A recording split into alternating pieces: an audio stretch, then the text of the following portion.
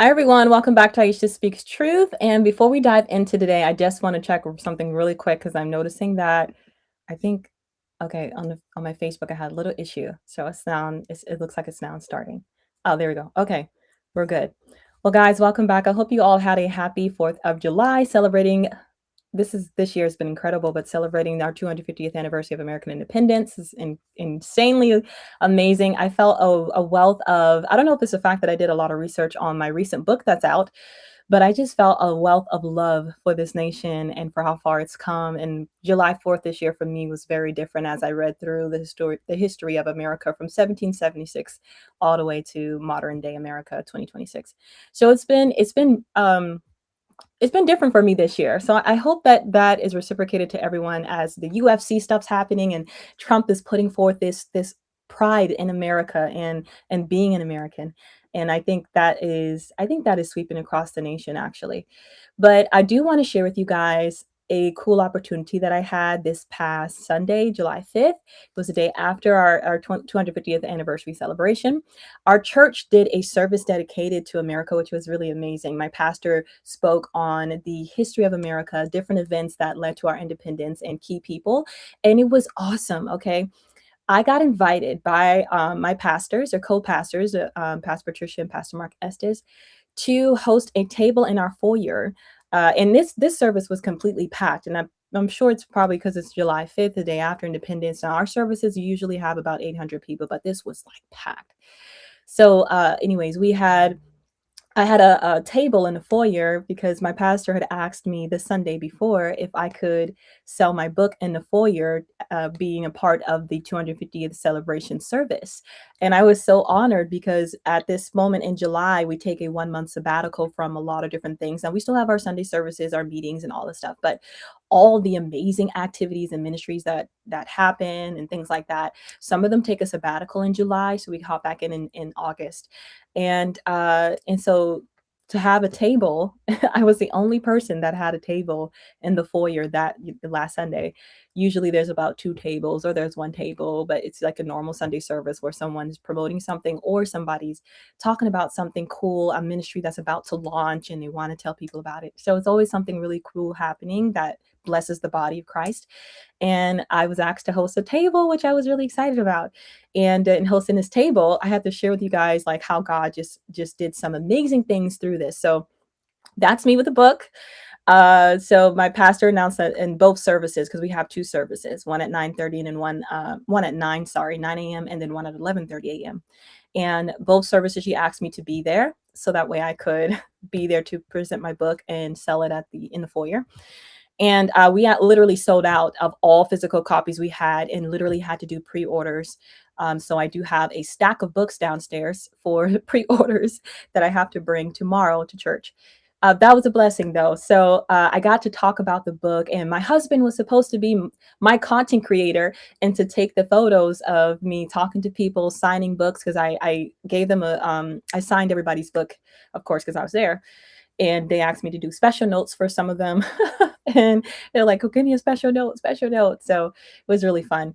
But my husband was supposed to be in charge of taking the photos, and our table was bombarded by a lot of people that we weren't really expecting, just for both of us to be actually taking payments and talking to people. But that ended up happening. So my husband wasn't able to take photos. He took some when he could, but he wasn't able to be there like I wanted him to. So I was just like, okay, we just forget about that and we'll just sign and we'll talk to the people about the book and what it is, what the book does and what it talks about and why you should get it. And the funny thing is, during second service, my friend happened to have brought her high quality camera with her this Sunday. And she saw me, signing books and talking to people. And she starts snapping photos. And she said, hey, do you mind if I just get some photos for you? I got my camera. I said, oh, I'd love that. I think God was just watching us and helping us because that ended up working perfectly. And she just shot, and I just was in my element, and she was like, okay, let me get some photos of you with the book. And as you can see, they're holding up the book. That's when the table got very slim because the table was packed with books until we started selling out. And I had beautiful decorations of for our to represent our nation. You know, our red, white, and blue, representing the American flag and patriotism. And it was awesome. I had people even wanting to buy. There was a lady that two ladies that bought the decor I had on the table celebrating 250th, and I literally put the flags on those little. They're like little displays that I had. I added the fly, I like taped it to the back because I wanted it to be a little bit more like spicy, if you will.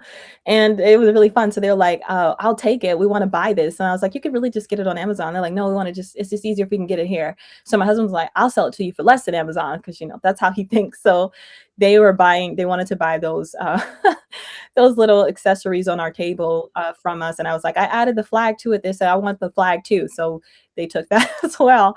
But it was really fun. You saw a lot of people dressed up in their best to represent America. I had on my red, white, and blue too. It was so, so fun. And I just felt so honored to be a part of that service and the only one having like something of essence or something that you could grab to take with you to commemorate the 250th anniversary of American independence. So if you haven't gotten the book, definitely recommend picking it up.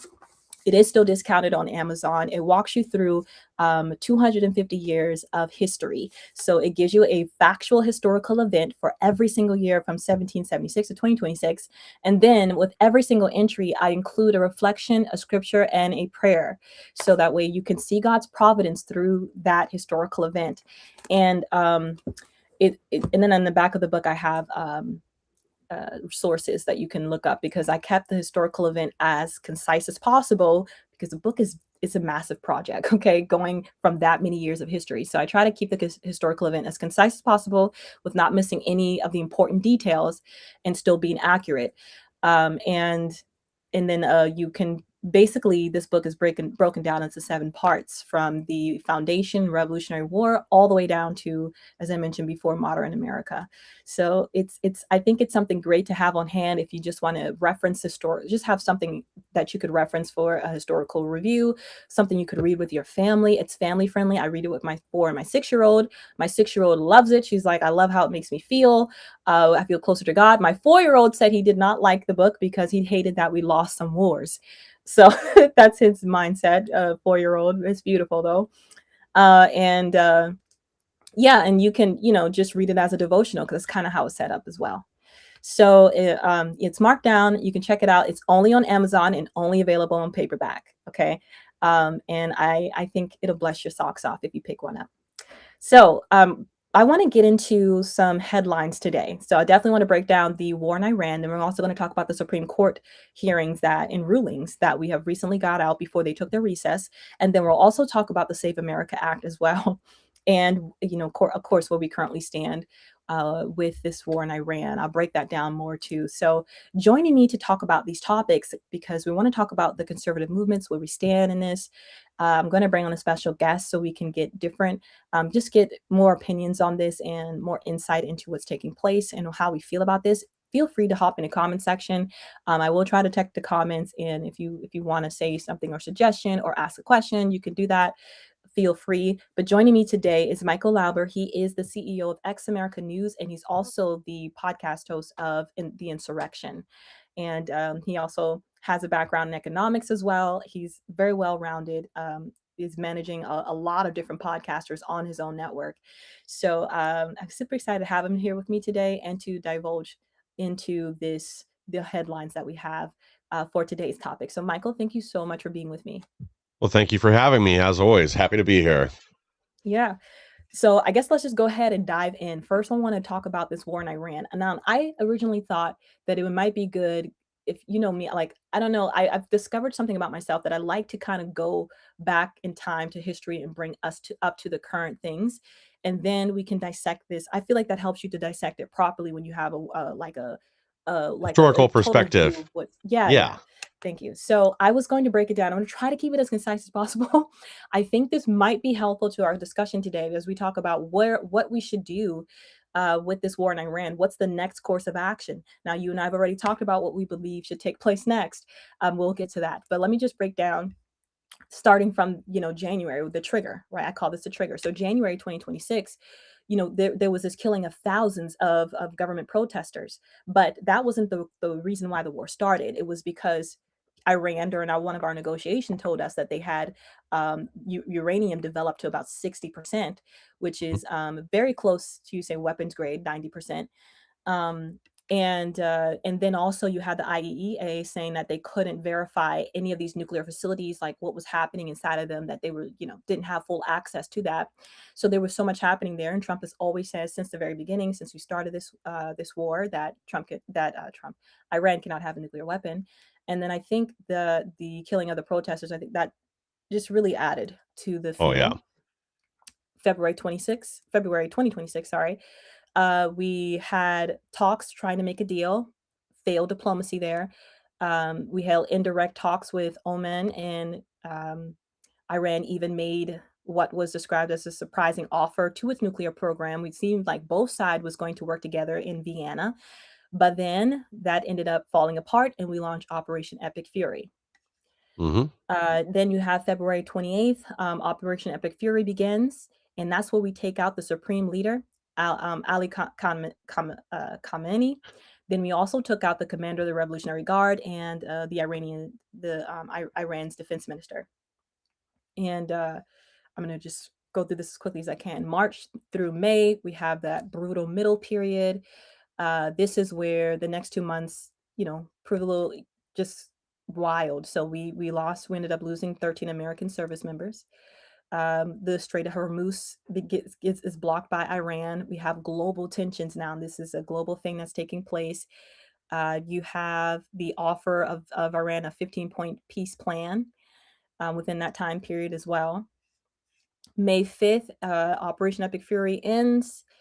They came to a hard part trying to turn a ceasefire into an actual peace deal, or I guess an MOU, should we say, because it's really different from a peace deal. Yeah. June 17th, we have the Islamabad Memorandum, the MOU. Seems like that would have worked. It's kind of like a 60-day negotiation period for them to get to a final deal, just to put some things on the table, what they can agree on, and to stop the fighting. Iran ends up attacking ships. That MOU collapses. And there's, of course, that Israel and Lebanon, or Hezbollah, should I say, go back and forth. And that's also a part of that issue. July 6 to 7, and then we're here July 11. And today. So I want to say a quote from Trump's recent Truth Social post. He said, 1,000 missiles are locked and loaded and aimed at the Islamic Republic of Iran, with thousands more to immediately follow, should the Iranian government act on its threat to assassinate the sitting president of the United States of America. In this case, me. Orders have already been given, and the U.S. military is ready, willing, and able for a 1-year period to completely disseminate and destroy all areas of Iran. Now, before we discuss this, I do want to play 2 more clips from Trump, and this was a recent press conference that he had, and then Michael will break this down, and we'll talk about what it means to finish the job, because that's what he says in one of the clips. So let's play our first clip. Clip 1, here we go. From the New York Post. I'd like you to address speculation that you're leaving Ankara not in the new Air Force One because of security concerns involving Iran. You've spoken today twice about them possibly assassinating you and possibly being successful. Did that concern have something to do with it? Well, I speak about it a lot because, the life of a president is very dangerous. It's 5.2%. You know what a race car driver is? 1/10 of 1%. A bull rider, that looks pretty dangerous to me. It's 1/10 of 1%. No, it's 5.2% is you don't make it. You should have told me. You're an excellent reporter. You should have told me that years ago. Maybe I wouldn't have run. It's a very dangerous profession. No, I'm number 1 on the kill list for Iran. They're lovely people. I'm number 1. So I don't know. I can't tell you that, but I don't really care because I'm doing my job, and I'm doing it, I hope, better than anybody's ever done it, because we have a country that's hot and really, really successful. But I mention it only because it's on the list. I mean, it came out. There was another list came out yesterday, and I'm number 1 on. I like being number 1 on TikTok better, but I'm number 1 on the list for killing. All right, one more clip. before we discuss this, okay? This is from the exact same conference. He was asked another question in regards to the an MOU or peace talks, and then this is his response. Sick people and being led by sick people. What changed, and do you think I got to know him. So I've said that about a lot. Now, when you say rational, I think they're much more rational than level 1, level 2. Level 1 is gone, level 2 is gone. This is level 3. I think they are more rational, but based on their actions over the last week or two, they're not doing a service to the people. And I think more than anything else is I got to know them. And I'm not sure I want to make a deal with them. We can play games, but I'm not sure I want to make a deal. Let's just finish the job. I think that was a good place to end. Yeah. So let's talk about what he just said. What do you think that it actually means to finish the job? Hopefully, what he means by that is wiping out what's left of their political and military leadership, the Islamic government of Iran. You know, the people clearly want the yoke off from around their neck. That's what started this whole thing. Remember, you know, what brought this up was the people out in the street protesting because the currency had completely fallen apart.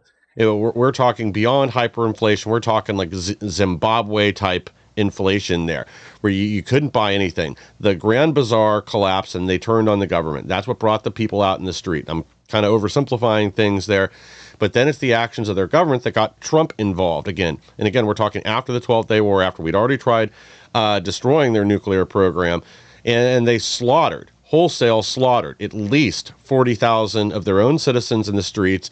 Some estimates as high as 70,000. We don't really know for sure. Because of reliable sources, but we'll split the difference. We'll call it 65,000. There's tens of thousands more still in jail, and they are still executing their own citizens for voicing their concerns. And again, they are the largest by far state sponsor of terrorism and around the world, there and around the world, around the Middle East. That's what causes a lot of this instability. I think Trump has tried to extend the olive branch to them far more than he should have at this point. I think when he made the speech a few days ago and said, these people are cuckoo, that they're liars, they can't be trusted, he was dead on the money.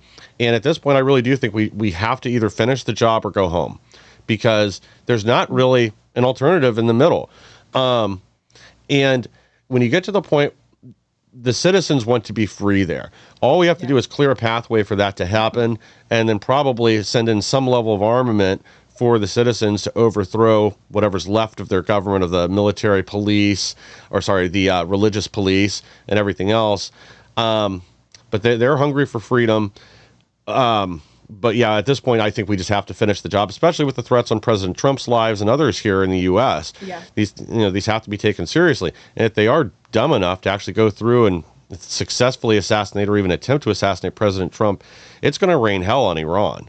And there is no doubt about that. At the beginning of his presidency, sorry to cut you off, I remember him having a press conference where they were talking about threats on his life from the Iranian regime. And he said that he had written a note. I'm not necessarily quoting him exactly, but he said that he had written a note that if anything happened to him, that they would be totally obliterated. Do you remember that? Yep. Yeah. And they made threats against President Trump in his first term and even in between the two terms. They weren't threatening Biden. The IRGC released videos threatening President Trump because they take him seriously. They knew Biden was basically a vegetable. And again, would go along securing their funds. He released billions of dollars more money to them that was held up in, I can't remember if it was Swiss banks or where it was. But anyway, billions, not millions. Of dollars, but they knew Trump is a serious threat and would cripple or destroy their regime if that's what it came to, and that seems to be what it's coming to now. I know that they're discussing returning to the table for peace talks, but I got to be honest, I think that would be a giant mistake. I agree with you. I think I love what he said, like we can sit here and play games, because it's just constantly going back and forth, and they've already put out, he said that, if we played that clip a little longer, he talked about him being at the top of their list, like a new list came out and he's still at the top of their list, the sitting US president. So, but I think the thought is, or the next question is, how do we go about taking out the head? Because I agree with you. We can't, like, the peace talks aren't going to work anymore. The taking out certain infrastructures, that may hold us for a little bit. But at the end of the day, if we go after the the leadership, that's going to dramatically change everything. Yes. And not for us and for the people, for the rest of for the world, right? We won't have this issue with the Strait of Hormuz, these things. So I was talking to my husband because I'm like, how can we do this without involving Congress? Because if we were to put boots on the ground, you're talking about declaring war, then that would require congressional involvement. So Yes. what are we looking at? My husband said something really funny, so I brought him up. He was like, why can't we get Elon Musk to design us robots? Like robots can fight now. I'm like, why can't we? Why can't they hold a gun and go in for us and at least do the beginning of the damage, or at least have swimming robots that can go in the Strait of Hormuz and swim around and find these what do you call it, mines? Yeah. Why do we don't have to necessarily send our people first?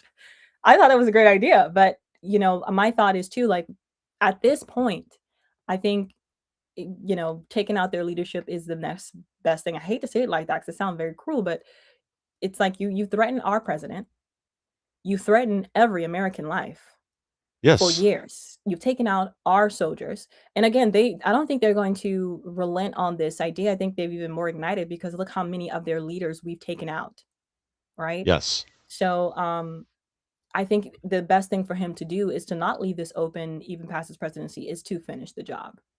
Agreed. And I got a picture here I want to bring up real fast. Like, this is at the Ayatollah's funeral. This is their $100 million bounty on President Trump. Oh, Um, wow. Yes, so this is an overhead shot, and there were other banners and images up. Sorry, this is the first one I could pull up, but they had this propaganda up all over at his funeral. And you know who wasn't there? Mutabi, or however you say his name, the son of the Ayatollah, who Mm. I'm pretty sure is also either dead or a vegetable, since he still hasn't been seen in public or recorded or anything since the initial strikes.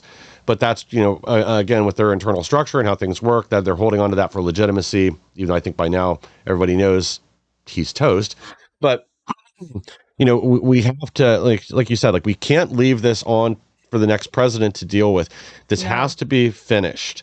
And I got to be honest, like, I don't see a peaceful path forward without eliminating their government, because you can't trust them, you can't rely on them. no, How many they've no, broken these agreements numerous times, these ceasefire agreements and other things. And yes, I am aware that at least one of the times Israel also violated the terms they agreed to. But again, that's a very very small percentage of the overall violations. When 98% yeah, of the time it's Iran, and then Israel does one bad thing, it's not suddenly their fault that the agreement doesn't work. And Iran, again, with help of the media, unfortunately, trying to get cover, be like, oh, well, what about Lebanon? Well, that had nothing to do with it initially. You guys decided that was yeah. part of it after the fact, because, again, the media is going to go along with Or whatever. Hezbollah is Yeah, who they're advocating for, another terrorist organization. And then here's the thing: we have constantly called them and designated them terrorist organization, and they do nothing but fund them yeah, all over the world. So you know, I think at this point this should have, and I agree with Trump, it should have been taken care of years ago. yeah, But unfortunately, he is the president to do it. And at the same time, I must say this: while we're in the middle of this war in Iran, and we're supporters of Trump, we support the Republican Party, things like that. You do have the fact that his approval ratings are dropping as yeah, well, and yeah, and then we're looking at the midterms, we're looking at those things now. I think with Trump, I think he's looking at all of those things, but I also think that he considers our safety and having this, I mean, not so-called regime change, but having this issue with Iran taken care of more than those other things. yes. Yeah, because sometimes you do have to, part of what makes a leader a good leader is sometimes doing the right thing to do, even if it's not approved of right now. Even if the Yeah, popularity of what they're doing drops below 50%, you don't suddenly turn course. It's your yeah, job to sell why we're doing that to the American people. And it's one of the things that Ronald Reagan was so good at, why they called him the great communicator.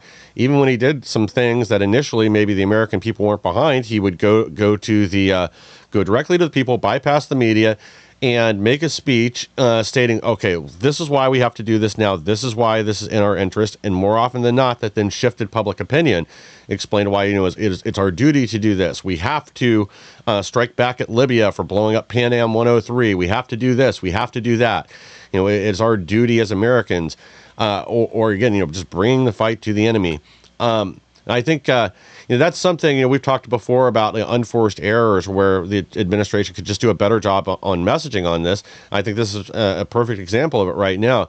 that if Trump were to make a short speech from the White House or from wherever, and basically say, we've tried to work with this terrorist regime in Iran.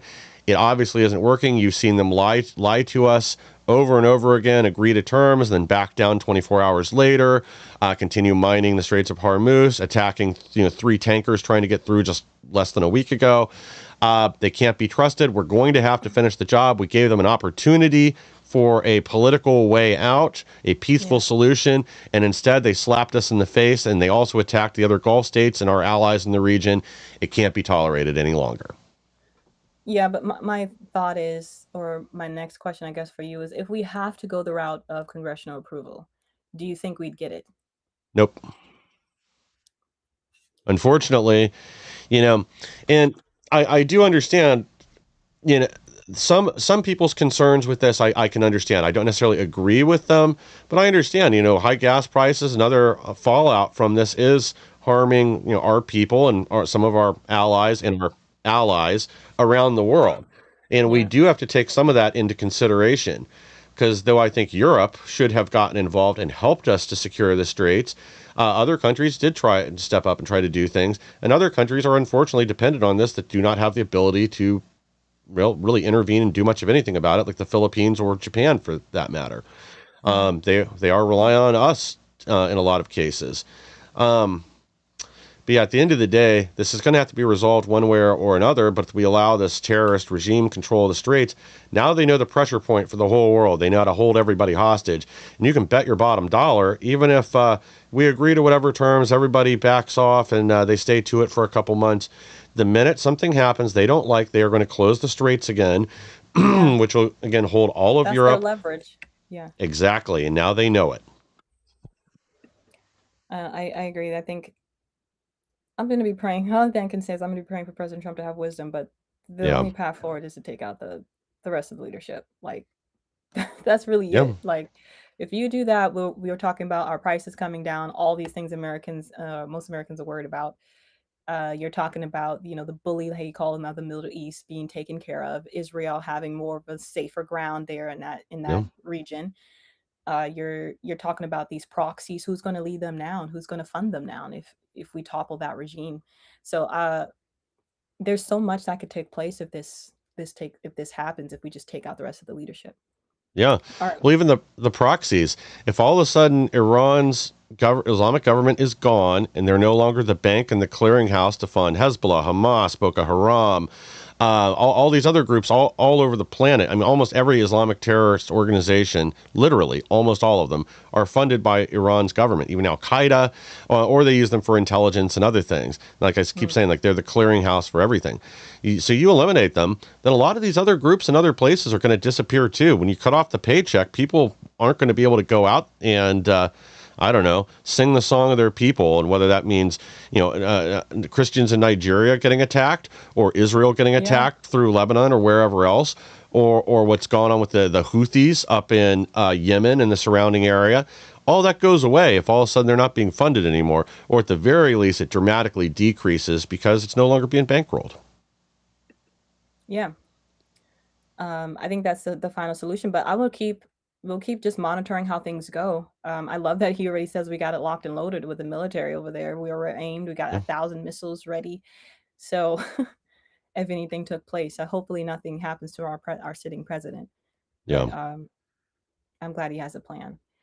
Yeah. Let's move on to talking about these recent Supreme Court rulings right now that came out. So the first one I want to talk about is the TPS one, temporary protected status. We have a few that came out before the Supreme Court took recess this summer.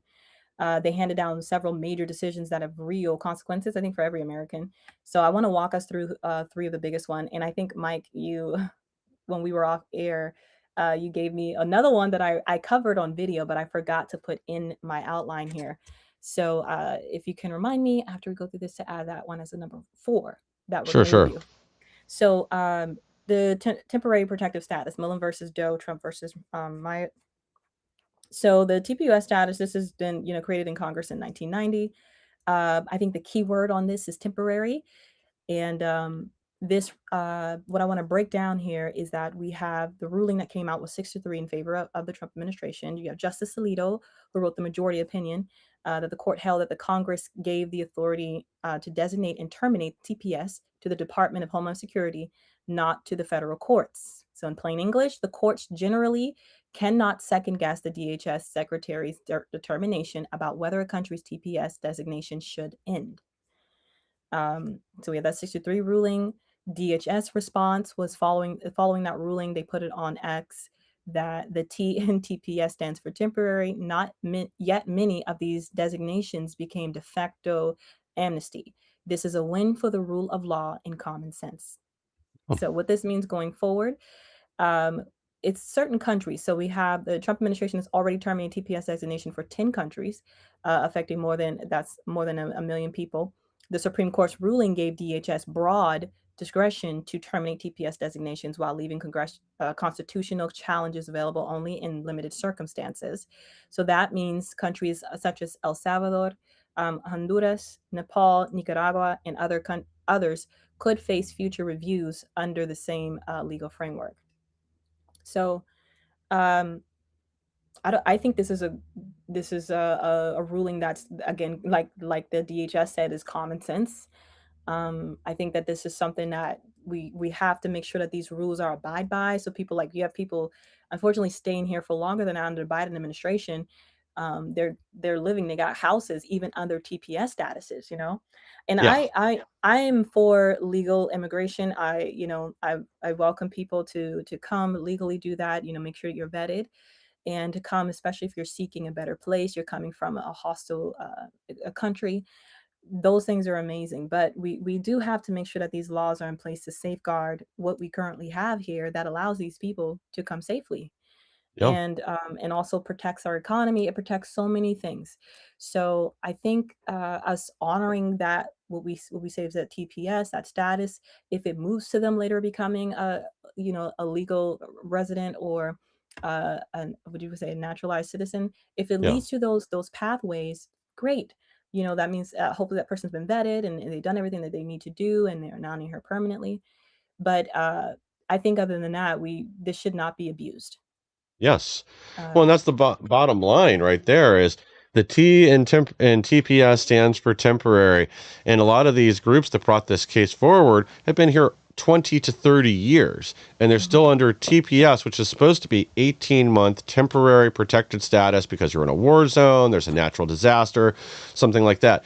That it's not the same as somebody lawfully immigrating here, going through the proper channels, being vetted, and also wanting to become an American. And that's the other thing I think we need to add to, regardless of how people are ending up here, that needs to be added to that. Like the only way is if assimilation is part of their plan. If they're leaving their country and they Yes. want to become an American.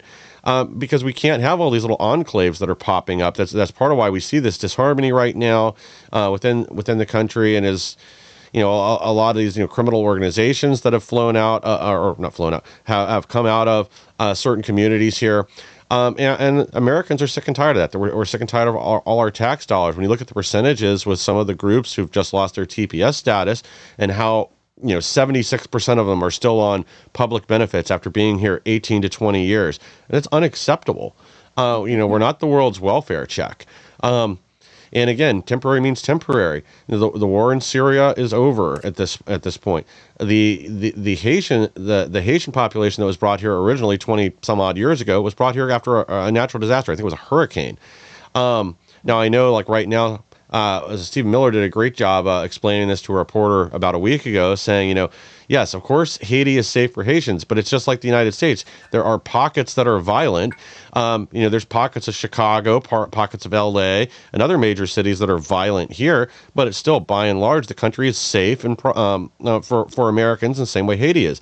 We can't have these permanent de facto amnesty just to be nice. We have to be bringing in people that actually add value to America. Now, that doesn't mean we can't have some lawful refugees coming in here and there that are legitimate asylum cases, that we're protecting them from persecution in their homeland or wherever. But there's Yeah. policies and procedures that need to be followed to establish that. And at the end of the day, we also need to vet them and make sure they're not a threat to Americans. Yes, or our way of life, or our, Yes. I totally agree with that. And then here's the sad thing: when you break this down individually, when you look at not only from like the government standpoint of the policy, but what we saw under Biden is all of these people coming in with TPSs, and they're here, and like you mentioned, not just under Biden, but they've been here for 20 plus years, and now they are in this mindset where, they're technically American citizens, but they are not so legally or on Yeah. paper. So they've established, they got homes, they have cars, and they built a livelihood here, which is sad for them Yeah. because the administration basically failed them and our laws weren't upheld to make sure Hmm. that these people, aren't just staying here this long and building an entire life where they could easily from any administration be taken, all the stuff that they built and be taken away from them, and then they have nothing for their family. That's Yeah. like a sad reality, and I believe that that's what's happening to a lot of people. Is they come here, they on that TPS, they establish all these things for themselves, homes and all this stuff, and then again, like the minute, like I feel like Biden definitely failed the people he let in on these borders because you hardly did anything for them. You just Yeah. the TPS and all that, but now they're in a legal limbo, Yeah. where like I mentioned, some of them have homes, they have stuff, and some of them are, some of them are not like, other than the fact of breaking, maybe they broke a law, or whatever. But some of them just on the TPS status, they've necessarily done everything correct, having these homes and all that. And the only thing is that legally, they're just not on paper. Well, They're not an American citizen. They don't have any paperwork other than that TPS in order to stay here and to have the assets that they currently have. And it's really sad that they have to face that reality. yeah. At the same time, I'm putting accountability on that administration for it, but you have to put accountability on the person too, because if you're going to come here, you have to be familiar with the laws. Yeah. Well, some of that though too is, the law not being enforced is what led to them, being able to buy homes and other things here, even though they didn't have legal status. So the Biden regime changed the laws, or basically circumvented the laws, allowed banks to issue loans for homes to illegal aliens that did not have social security numbers or other proper Mhm. identification or whatever. And then a lot of these banks also then took high risk credit. I mean, there's an entire community on the border of Texas called Colonial Ridge that is hundreds of thousands of illegal aliens, and Wow. almost no Americans down there. I think it's around a quarter million homes. Um, and every one of those loans is going to collapse once Wow. the deportations finally come through, because you're obviously not going to pay for a home you don't live in anymore, especially if you've been deported. Yeah. Um, but it's setting up these. Essentially, it's the way I see it is setting up a hostage situation. That now the banks complain, well, we're going to have all these foreclosures, it's going to harm us, whatever. But they're the ones that allowed this to happen. They wanted the business, they wanted those dollars on the books. They issued the loans. Now it's coming time to pay the piper in more than one way, and they're going to get left holding the bag.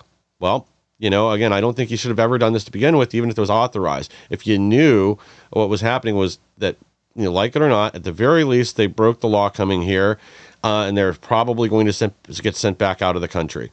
But Yeah. if you then chose to issue a home loan, and then the other side of the coin there with the open borders, and just to stick on home loans and living situations, is, over the last 5 years, we've had a 30% increase in the cost of homes and over a 20% on average increase in rents across the country, primarily due to illegal immigration and the laws of supply and demand. When you bring in 30 million illegal aliens over a very, very short amount of time, and you're not building adequate housing, well, just for Americans, then obviously that causes the price to go up, especially when in a lot of cases, like again, I'll go to Springfield, Ohio, where they dumped 20,000 Haitians in a city with a population of 55,000. You can't get a rental property there. It's more than doubled in their city to get an apartment because you Mhm. brought in all these extra people and families, and you subsidize their rents. So landlords were going to take the sure thing. If we're subsidizing the check, they can get that. So that meant the price for a rental for an apartment or a house more than doubled in the city. And that's the other consequence. We have to start looking out for our own people and stop paying so much attention to everybody around the world. We have to remove the splinter from our own eye before we remove the plank from our own eye before worrying about the splinter in our neighbors. Yeah. Now, I think this should perfectly take us into the actual Supreme Court ruling that I did not add in my outline today, which is birthright citizenship. So let's just go Yeah. ahead into that one. It's because this one, I know I did a video on this one for my followers just to keep us up to date on what was taking place at the Supreme Court level and the ruling that came out.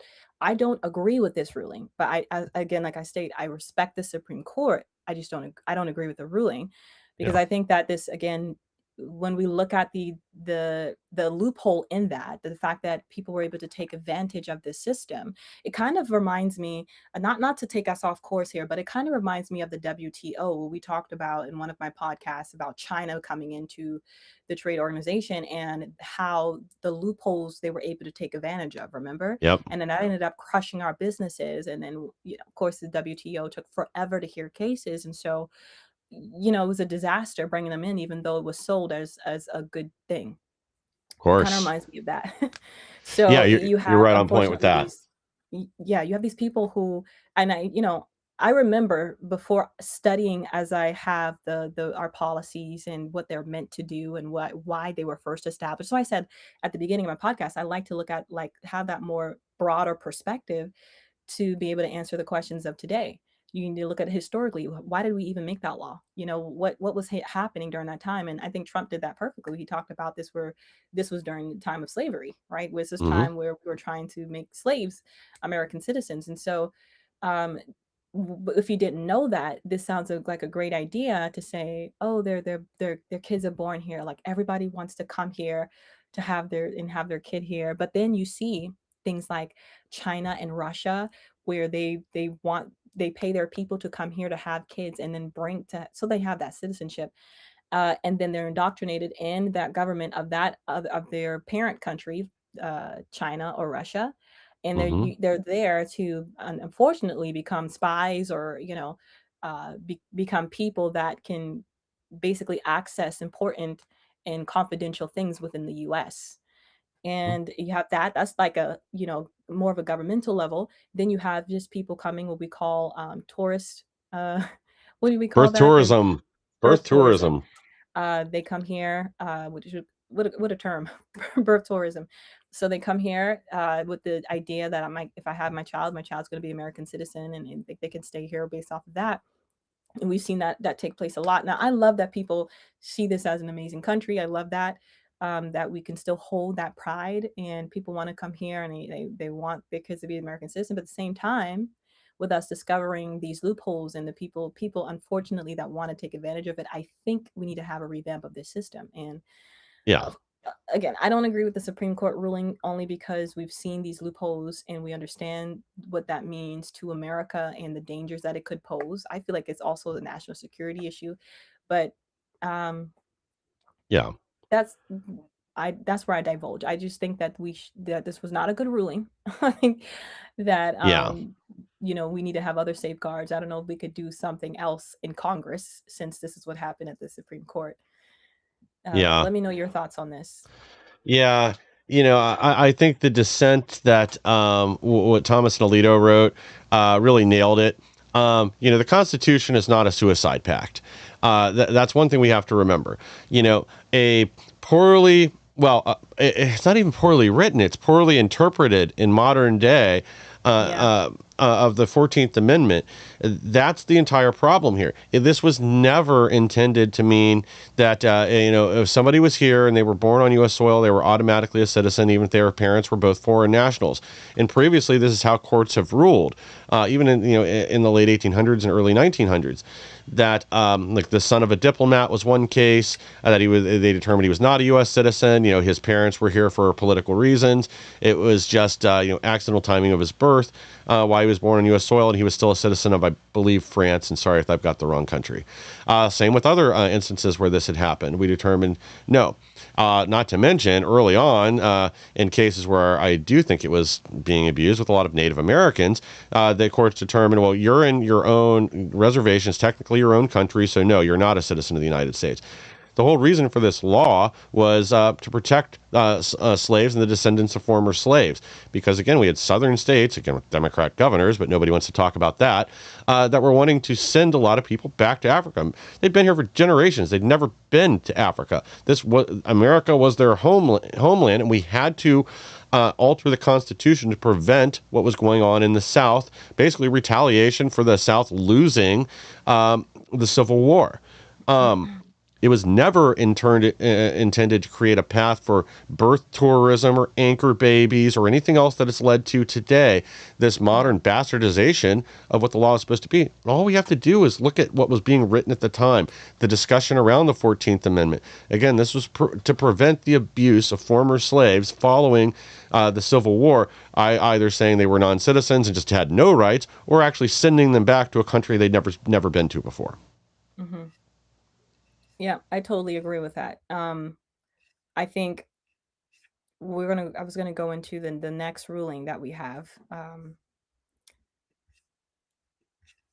before we get to the Save America Act. So I do want to talk about the presidential remover power. I don't know if you've seen that one, Trump versus Slaughter. So in this one, majority 6-3 on this ruling, which is basically that the president has the authority to fire officials and independent agencies like the FTC, not necessarily Federal Reserve and all of those things. Those could still be up for debate, but Yeah. this was granted to the president. And I wanted to take a look at this case because when you look at the Constitution, we look at Article 1 and Article 2, where this is talking about, I think, the key word and maybe one of the most important words in the Constitution, vested and trusted too. You know, that power is given over to them. It says this a couple of times when it comes to our different branches of government. Mhm. And I'm going to just pull this up because I want to read this accurately. I think I have a mini Constitution on my desk over here too, but Good let for me just you. go this way. Well, turning point. Yeah, yeah, it makes sense. Yeah, so they give us little mini constitutions, guys. It's beautiful. But I'm gonna pull up my notes here, which I have that the article 1 and 2 written here as well. So let's see here.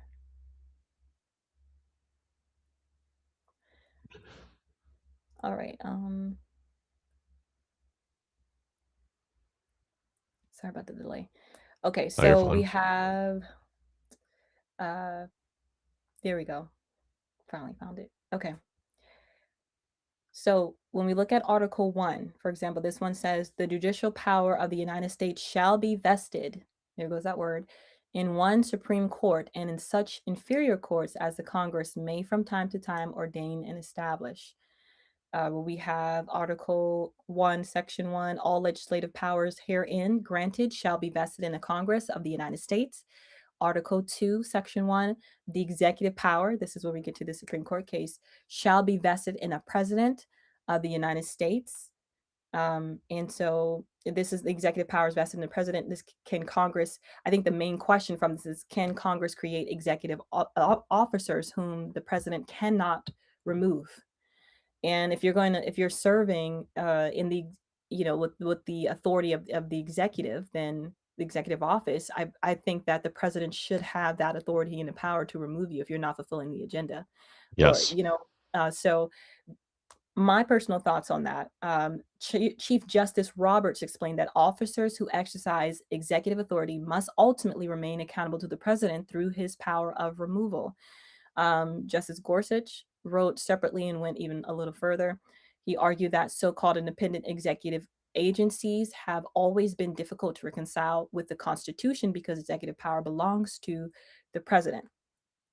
So we had this for nearly 90 years where the president generally could not remove FTC commissioners simply because they disagreed with how the agency was being run. So the Supreme Court's majority concluded that if the officials are exercising executive power, then the president must have the authority to remove them. Yeah. Um, and this is reasonable because you have the president is supposed to be the one that executes. He's the one that's supposed to execute those laws. And I think, again, if you have somebody who's not on page with that and they're under the executive authority, then he should have the authority as he's an overseer to be able to remove them. What are your thoughts on that ruling? I agree completely. If you're going to put somebody under the purview of the executive, they have to have the ability to remove them if they're not executing the will of the president. Hmm. They're in control of it. It's like any other business or company, if you think about it that way. The chief executive, yeah, maybe they have to run some things by the board or whatever. But at the end of the day, it's their decision. And if you have somebody that is either blocking what you want done, or in this case, the will of the people, what they voted for, there have to be passed to remove them. And again, you always serve at the pleasure of the president if you're in any of these agencies that fall under execution, under the executive, whether that's federal law enforcement, intelligence agencies, all the national or the atomic energy, anything that is under the president, any of these departments, then he should have full power to remove anybody he wants for any reason at all, to be honest. Because again, if you're out of alignment with what the agenda is for the executive, then you got to go. And the same would be true the other way around. You know, if there was a holdover, but the difference is we wouldn't hear anything from the media if this was the case. And if there was a holdover that Biden had in place and he was blocking part of Biden's agenda, and then Biden fired him, the media would be like, yeah, good. Bob over there was blocking, whatever, and it was time for him to go.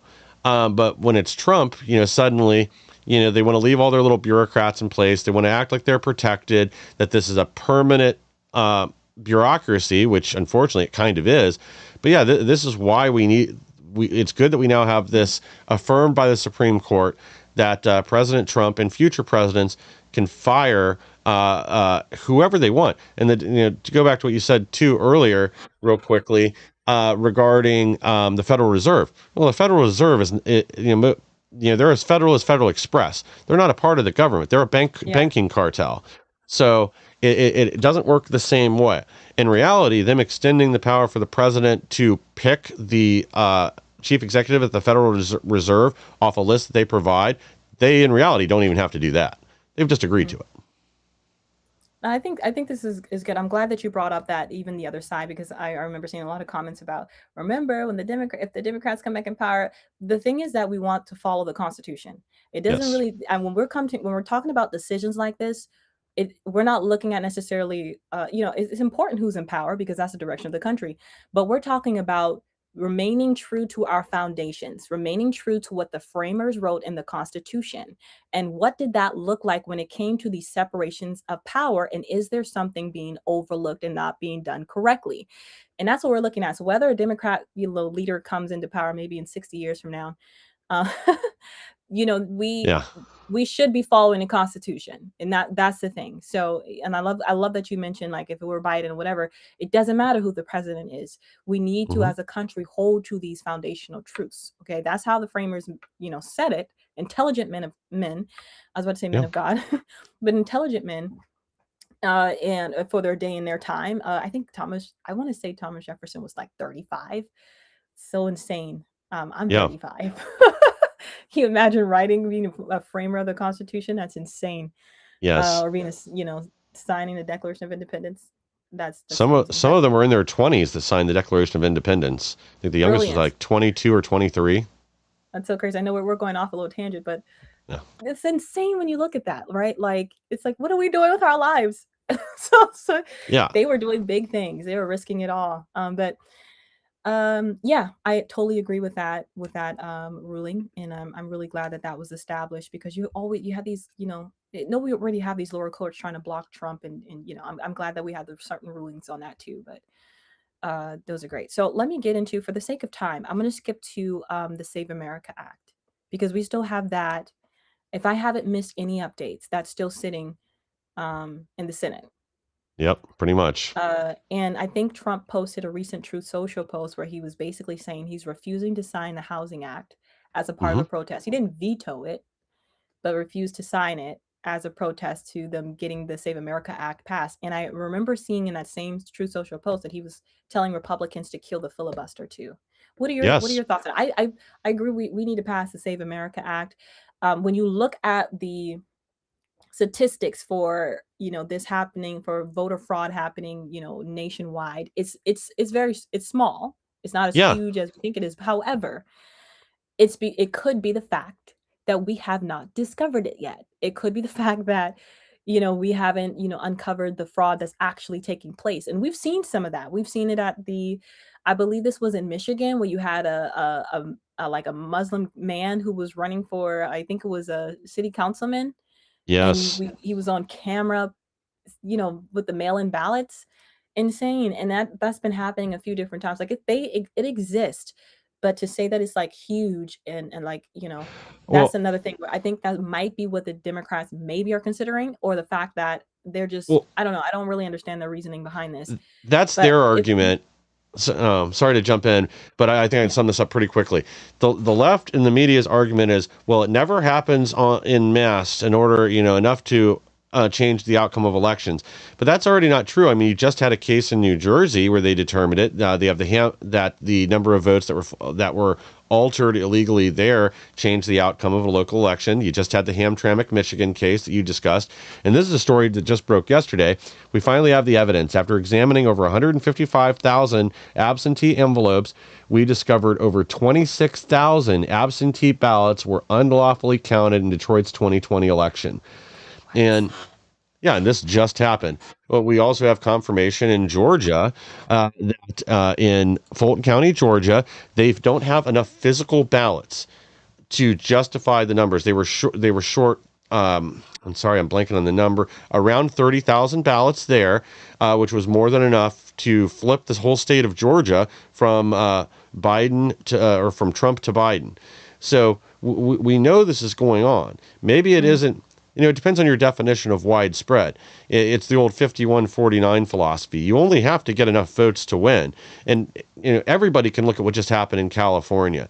You know, yes, I, I was gonna mention that I next. mean, Spencer Pratt is probably the best example, or the most known example, I should say. But the best example is Steve Hilton. There's not a poll, not a real poll on the planet that 6 months leading up to the election did not show Steve Hilton at number one with a bullet.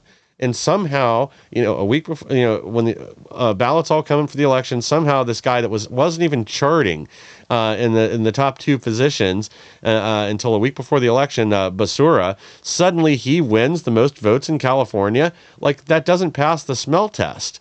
Yeah, He was nowhere near it. Hilton been significantly ahead for close to a year.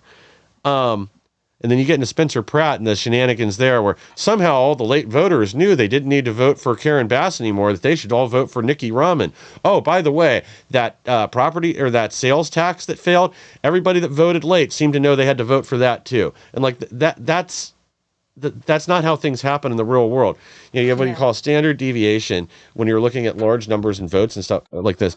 That yeah, maybe things might shift a little bit in certain pockets, but they don't shift in broad. I mean, Nikki Rahman couldn't even win her home district. She came in third there. So how did all these late voters in California know to vote for her to make sure Pratt was not on the ballot against Karen Bass? mm, It defies logic. yeah. I think we should be investigating this more, and I agree. We need to pass the Save America Act. I think this is again another common sense law. Yeah, Based, you have to just be American citizen to vote, and only mail-in ballots for. I think you mentioned those in the military, those basically where it's absolutely necessary. yeah, So I totally agree with that. I don't think it's hindering anyone. I remember the Democrats saying something of, oh, well, you're going to hinder married women from voting. I'm like, I'm married, and it was seamless to get all of my stuff. So, yeah. uh, yeah. So And I think their honestly, argument falls apart. It's yeah. Well, and the other part is, oh, well, people don't know how, minorities don't know how to get IDs. That's the dumbest thing I have ever heard in my life. That is so insulting. I don't know Yes, it one is. person that doesn't know how to get an ID of any skin color. That And is like even if you look at those in the hood, they are people that are driving, right? yeah. People are so excited. Like when you think about teenagers, they're so excited to get their permit and their driver's license to be able to drive, right? Hmm. I remember that when I was a teenager, I was so excited to like have my permit, have my Yeah. mom there in the passenger or my dad there in the passenger side driving, and then to get my driver's license is insane. Um, and so it's like young folks look forward to those. The only people that literally break that is those that are just not wanting to follow the law. But for the most part, like this is common sense. This is what every American has. ID. Every American has this is the rules of the law. This is the rules of the land. Yeah. And it's just the only thing I can say about this is common sense. It makes no sense that we shouldn't have people voting in American elections should be American citizens. It doesn't make any sense. No. Again, like I remember Trump mentioning that it's just for cheating. Like Yes. and this has been going on for years. Yeah. So I mean, it's really it's pathetic that this is where Congress is and John Thune is when this is an issue that polling again puts it at 85 to 87% of Americans support voter ID with proof of citizenship. And this is one of the few things that's gotten more support, not less, over the last 6 months. Um, even a majority of Democrats are fine with voter ID. It makes zero sense to me that we can have this many saboteurs on our own side. Yeah, and the fact that the American people also want it. I'm going to read this quote from Donald Trump of Truth Social. Bear with me, guys, because he's a character. The Democrats will terminate the filibuster if and when they ever get the chance to do so in their very first hour. And I will no longer be able to call them Democrats again. The title dumb will revert to the Republicans who allow this horrible calamity to happen to our party and our nation itself. Yeah, he's exactly right. And I want to add one other thing with the filibuster too. So, first of all, it is not true that the filibuster was always part of the procedural process in the Senate. It was not there at our founding. It was added later. The purpose for it was to give the party on the losing side of an issue an opportunity to make their case and hopefully bring some people over from the other side to whatever that side of the issue was. So the way it worked originally was every member of Congress that wished to got two chances to go to the floor, unlimited time to make their case. So it was a way to kind of like stall things out. So maybe you could cut some deals or do whatever, but they could swap out who it was until every member that wished to had been up at least two different times talking as long as they wanted. Then you had a regular floor vote with a regular 51-49 majority to determine the way the issue went. Mhm. Later, we ended up with what I've been calling the zombie filibuster. That's what we have now, where somebody that wants to oppose something just stands up, puts their hands up, goes filibuster, and then suddenly it just shuts down all debate, all everything. And now you need a 60 vote majority to override that. You don't have to hold the floor. You don't have to make a case. You don't have to do anything. I think we just revert back to the original filibuster. We can let these Democrats and Rhino Republicans that do not wish to pass voter ID. We can let them go on the floor and make their case of why this isn't necessary or why it's whatever, and then have an actual vote on it, and it will pass. Thune knows what he's doing. Thune is a uniparty, undocumented Democrat. He knows exactly what's happening right now. We keep hearing that there's around 10 Republicans that do not want to pass the SAVE Act. The other thing I keep hearing is that there's at least 6 that are only there because of voter fraud. And I think this is probably true. Yeah, I totally agree. Again, we'll keep monitoring that as well to see what the outcome is. I think it already passed in the House. We just got the Senate. Multiple times. So, And yeah. one other shout out, I guess, before we move on to this, if I could, Anna Paulina Luna, she's really fighting for this for President Trump and for America. She's now said that she is going to attach it to every bill the House takes up Mhm. to force the Senate to consider it and at least give it a vote. And you know what? We need more people like that with that mentality that, you know what? If you guys aren't going to do the right thing, we're going to gum up the system with the tools that we have. We are going to force you to consider it at some point. Mm. Yeah, I like that. Yeah, Um, this has just been I feel like it's been a very interesting year with so much happening, but really a has. very productive year of us revisiting the Constitution, us really establishing what things mean. And I think this is healthy for America. This is good. Yeah. We need to know what it's saying. We need to hold to those values, and I think this is great. And fight for those our Constitution. I'm going to end on this because we are nearing the end of today's episode. So I want to bring up my book again. One Nation Under God is my new book that is out on Amazon right now in hardback copy. It's going to walk you through 250 years of America, of our history. This is how it looks. One Nation Under God. It'll give you. I think it's a book that will definitely root you in your spiritual foundation within America. That was my goal. And when you see how much the framers and of the Constitution, when you see how much Americans that played pivotal role in our founding, and again all the way to modern America, how much they invoked the name of God, even in war, even through these trying situations. Even when they invented things, it's insane. And I think if you are cognizant of that, if you're aware of that, it's hard for somebody to challenge you and say, you know, that America has no founding in Christianity or in the Bible when it's the most quoted text. So when you understand that, and I think that this book will also give you not only just that understanding, but it makes you proud. It makes you feel that you can accomplish anything. Me going through this, our history, and reading about people that I never even heard of before and what they did and how prominent they were was extremely encouraging to me. It made me want to like go out and do big things. So as you read through our history, you read through, our founding, and again, I don't sugarcoat anything. I try to closely to follow my father God, who doesn't sugarcoat anything when he wrote the Word of God, who didn't do that. So everything, all the historical events are accurate. I did have experts in colonial times. I had an English teacher and a few other friends take a look at this manuscript before it was ever published so we could be as accurate as possible and make sure that we have the essence of the book is captured. And from those reviewers' statements, which you will see in the endorsements part of this book, it seems like I, they captured exactly what I wanted them to get from reading this book.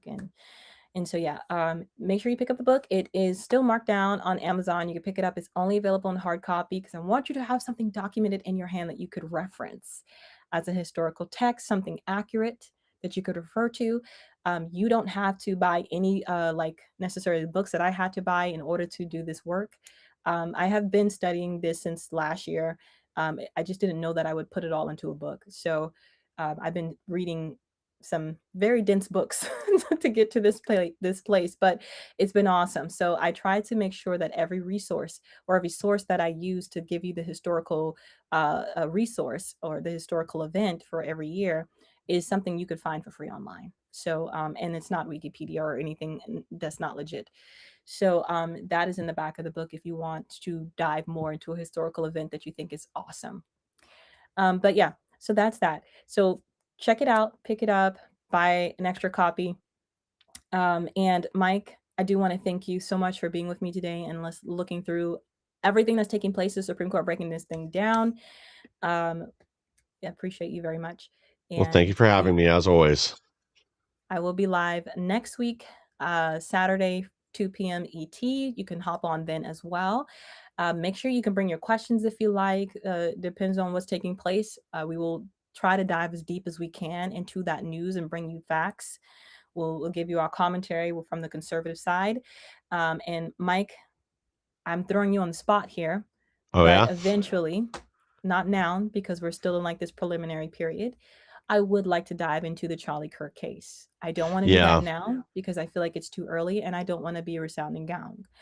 There's still evidence coming forward, which is a lot of evidence implicating Robinson, but I want to wait till we see what happens after this preliminary hearing before we do an entire episode on that. Yeah, Okay. I think that's a good idea. Yeah, a lot of the myths we'd been hearing before are already falling apart. Yep. And there's been one Great. or two other good questions, though, that have come too. But, again, we got to see everything when it comes out.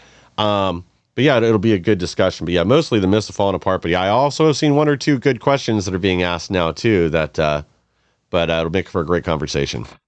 Oh yeah, I think it's gonna be good. You and I have been kind of talking about this off camera, so that's why I was like, I think I'll have Mike join me for that episode because I know you're very into this as well, looking at the Yeah. details of the evidence. And I think here's my line as a Christian conservative is, I think, and even just if we took out like I'm never going to separate myself from the Lord, but if we look at just conservatives as a whole, I think the thing that separates us is the fact that we like to stay grounded in facts. And in order to have that, you need evidence. And in order to, it just, you know what I mean? Like just the conspiracy stuff is wild because Yeah.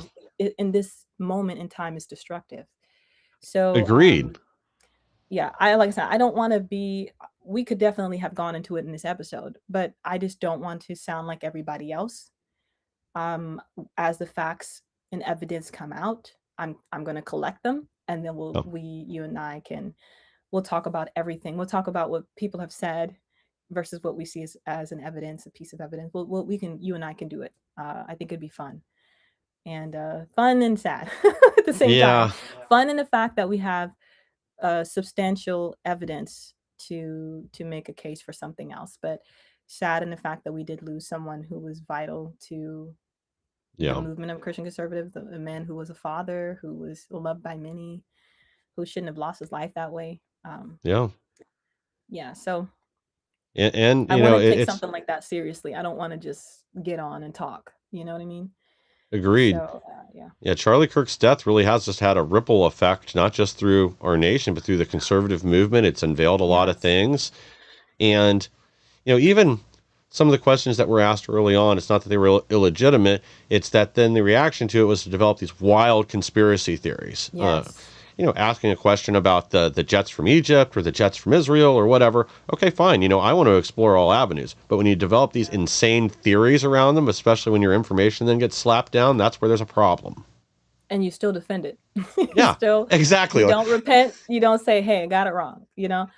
And If there's, you were really looking for truth, yeah. And I mean, and here's the thing too. Before I let you speak, that I think is, is we're always talking about, oh, you can't trust the federal government. Okay, there's some truth to that, but we elected a yeah. president who we believed was different, an administration we believed was different, who Mhm. I think, Trump, he's one man, of course, but I feel like he's done a great job, or at least a very better job than most, in Yeah. vetting the people around him and removing those who need to be removed in order to get the job done. Yeah. So I feel like out of every I was saying that I just think personally, out of presidents we've had prior, this is one that we can give more credibility to and rely more on than not, to Yeah. say that he's got something up his sleeve, that any of it, like, that he would want to hold back evidence, or be,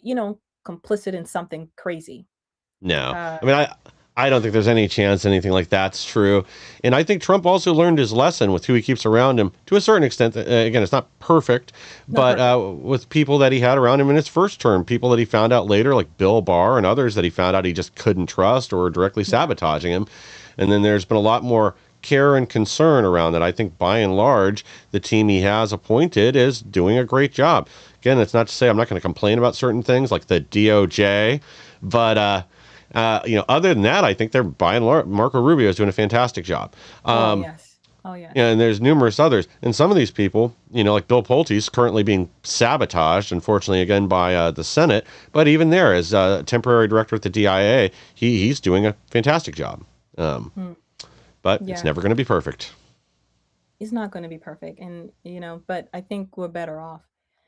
Yeah, so I definitely want to dive into that. Like I said, I'm going to just be pulling and collecting information as we go, just so that way I kind of have something put together, and then we can run off of that. But and it's a case that I want to be sensitive to, not only because I'm a part of Turning Point, as you know, like part of the TPUSA community side. Not only that, but it's just that this is a horrible situation. Like, Yeah. uh in any way you slice it, it's just bad. So Yeah. yeah, but I don't want to come with conspiracies. I want to come with facts. And I think, and you do too. We both want. That's why I want you on this one with me. Yeah. So yeah, thank you again for being with me. Thank you for having And me. yeah, so guys, thank y'all so much for tuning in with us. I also want to say thank you to everyone that has already purchased a book. Okay, because I want to make sure I say that, because I know when it first dropped, there were a good bit of people that purchased. So thank you guys so much, and I really hope it blesses you. Make sure to leave a review as well on Amazon. And if you haven't picked it up yet, I encourage you to pick it up. It's still marked down, and if you got Prime, it should come really, really quick, and you can go through it with your family. Like I said, I've gone through it with my 4 and my 6-year-old, and they have different views on it. but overall, you can read it as a family book as well. Guys, thank y'all so much for joining us today. I hope this was informative for you. If there's a topic of some sort that you want us to dive more into, or you'd like me to focus on and cover, drop it in the comment section. I might just bring that into our next live stream. So look forward to seeing you guys next week. I hope you guys all have a great rest of your weekend. See you. Bye for now.